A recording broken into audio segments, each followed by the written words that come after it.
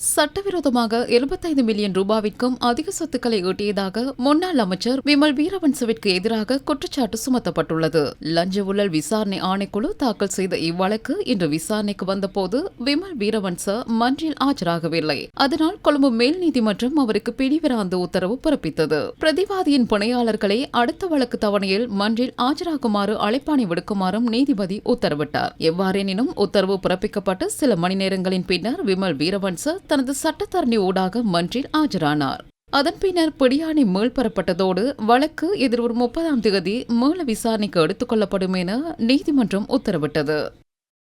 முன்னாள் பாராளுமன்ற உறுப்பினர் அமரகீர்த்தி அத்துக்கோரள கொலை சம்பவம் தொடர்பாக வழக்கின் தீர்ப்பு ஒத்திவைக்கப்பட்டுள்ளது.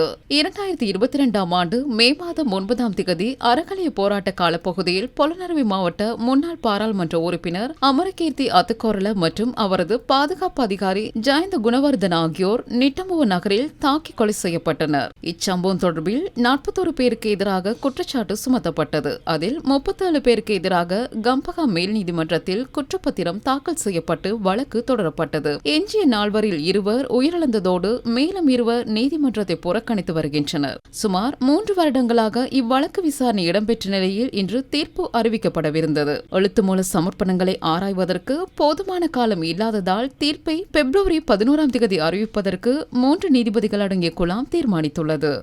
முன்னாள் அமைச்சர் ஜோன்சன் பெர்னாண்டோ உள்ளிட்ட 3 எதிரான வழக்கை மார்ச் 7ஆம் தேதி மீள விசாரணைக்கு எடுத்துக்கொள்ள கொழும்பு மேல் நீதிமன்றம் தீர்மானித்தது.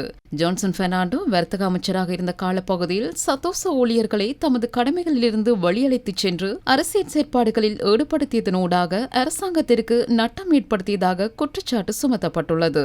வழக்கு விசாரணைக்கு எடுத்துக் கொள்ளப்பட்ட போது ஜோன்சன் பெர்னாண்டோ மற்றும் முகமது ஷாக்கிர் ஆகியோர் மன்றில் ஆஜராகி இருக்கவில்லை. அவர்கள் இருவரும் வேறொரு வழக்கில் சிறையில் சிறை வைக்கப்பட்டுள்ளதாக அவரது சட்டத்தரணிகள் மன்றில் தெரிவித்தனர்.